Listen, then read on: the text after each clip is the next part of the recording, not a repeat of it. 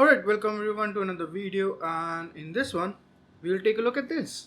It's a very old phone. It's from 2014 and it's of course seen better days, but the one thing very interesting about this one it's powered by Intel. And yes, Intel used to make mobile chipsets that ran Android and ran apps designed for ARM devices via some sort of an emulation trick and stuff like that. But uh, they did used to do that, and this is one of the phones I have. Actually, I have to have the Zenphone 5 as well, but that's still working, so I'm not going to tear that one apart. We have this, and we are going to open it up, see how it works. I actually just want to take a look at the Intel SoC itself, how it looks. So while it's powering on, again I cannot log into it. It's locked. Previous owner forgot the pattern, and it actually has a pretty hard locked bootloader, which hasn't received a crack till this date. So, yeah, not very good luck on that side. But it had a TFT screen, so not IPS, 480 by 800 pixels. Ran 4.3, Android 4.3, had an Intel Atom Z2520, which is a dual core 1.2 gigahertz, 32-bit x86 processor, so not fancy 64-bit stuff. Most of Intel's mobile chipset was 32-bit back in 2014. So up to 2 gigabytes of RAM, but this one only had 1 gig of LPDDR2, and it had a graphic processor, but it was sadly Power VR, not Intel HD, so it's not really repurposable for anything else. Um, and the graphic processor ran around 300 megahertz, and yeah, it was based on a 32 nanometer node, and discontinued in it was launched in 2013 and then finally discontinued a couple of years later. So of course Intel then dropped the whole mobile chipset thing, and yeah, the phone had a 5 megapixel camera and things like that, so very budget Intel phone. And of course I have no clue about what the pattern was at all. So we're going to tear it apart because there's absolutely no way to like factory reset this thing without having to log like sign in, and then there was a sign in email which I forgot which one I used and what, and which is also hooked to the password when it was last connected to the internet, because I cannot connect it to the internet while it's locked. So yeah, it's pretty much done. And again, I don't have really any specific use case for this thing. Had a removable battery like most phones back in the day. Just regular screws, it seems. So let's get hacking and see what lies inside for us.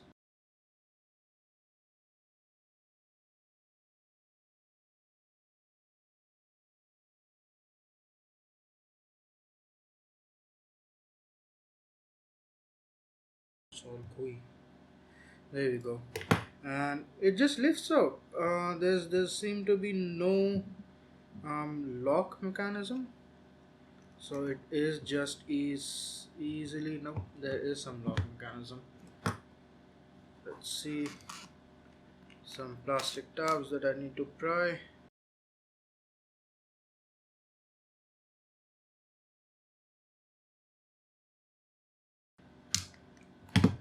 There we go. Yeah, the camera module is soldered on ish, or at least yeah, it seems to be soldered on. Well, everything's coated. See if this can be removed. There seems to be some sort of glue or something.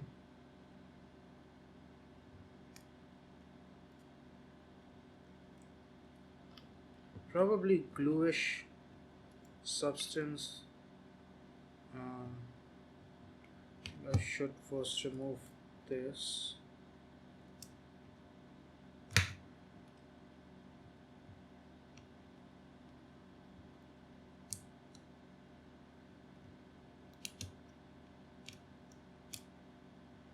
whatever that connects to.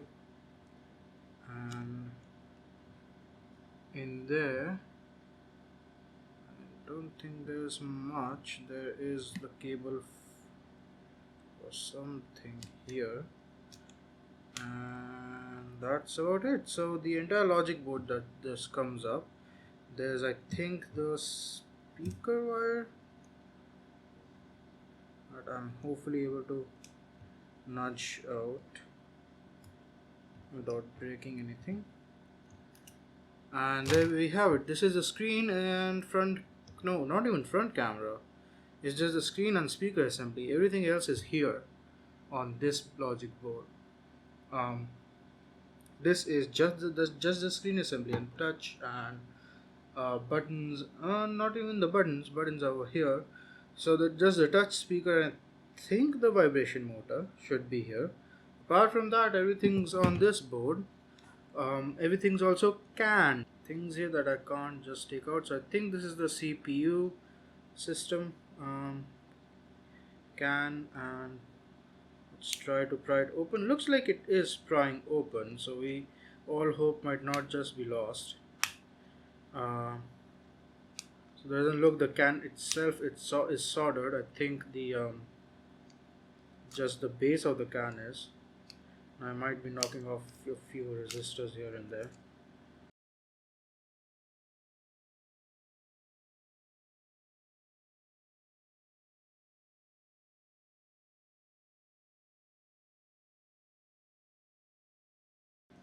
So it's just a thin layer of copper that they use as thermal interface material in a lot of old phone designs right now. I think things have changed and they dissipate heat through the PCB and then through this display. And very few vendors I've seen using this thick of, like, this is a good amount of copper. Like, this is like maybe it can be made into a proper PCB thing, but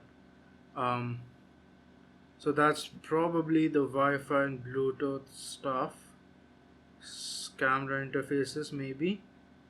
Not sure. I'll have to go and look at each individual number on this. But the good thing is this came off. That means I can continue prying open my CPU side of things. And I'm guessing the SIM or any other modem stuff is all in here.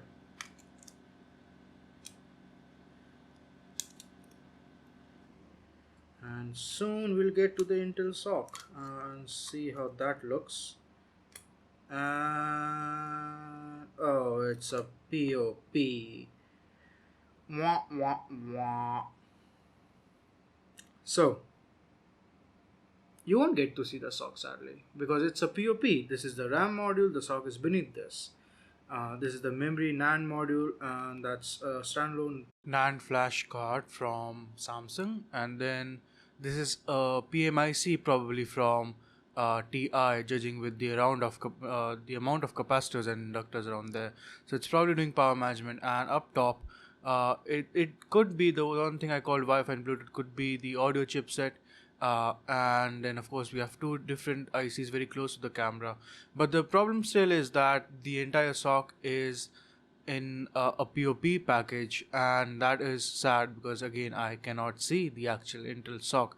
So let me show you guys what the POP is, and I guess I'll have to focus very fine and super macro so everyone can have a good look at it. Alright, I think that's good enough. Let's see if I can show you guys what actually POP is. I think that's perfect focus right there.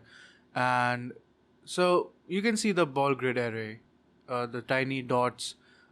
So the actual SoC lies in that brown sheet that you can see, which is like a separate PCB on its own.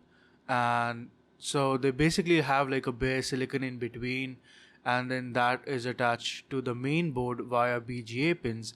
And up top, the balls that you can see, the solder ball, are BGA pins that are on top of the actual CPU PCB, and on top of that you stack your memory. So it makes for shorter traces and easier and like shorter lengths and much more controlled timings.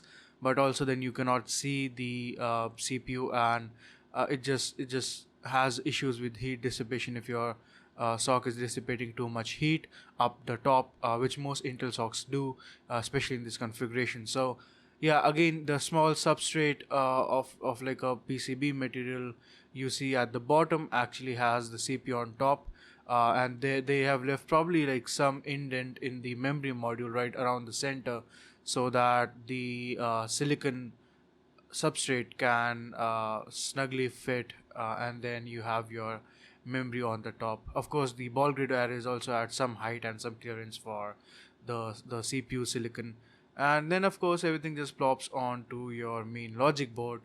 So yeah, I think I got a pretty nice shot, and people can understand what POP is. So package on package arrangement, I first saw it during the Raspberry Pi 1 era, and the Pi 1 actually had a very similar construction. You would see like SK Hynix RAM on top of the actual um, Broadcom sock on the Pi 1, and that confused a lot of people in the beginning. And it looks like the NAND module is also SK Hynix. I think I said Samsung earlier, but anyways, the POP construction confused a lot of people in the early Raspberry Pi days, is where the Broadcom sock is, or if SK Hynix was manufacturing the Broadcom sock. But that wasn't the case. It was just POP. I've already done a video about like disassembling a dead Pi's POP package, and you can very clearly see the Broadcom package underneath. And here on the back side of the PCB, there are a few things. I'm still finding like a UART or a debug port, but at the moment I cannot see it. So I think I'm just going to put it back the way it was, starting with, or I think we have another can that's not opened up. So let's go ahead and open that up as well. That will possibly have all our 3G and other antenna analog thingies, and hopefully that will give us a look into how that part of the system is arranged, of the logic board. For now we've just seen the audio chips in the probably the DAC and the camera modules, and of course our CPU subsystem and PMIC. So let's open this one up and see what this holds for us.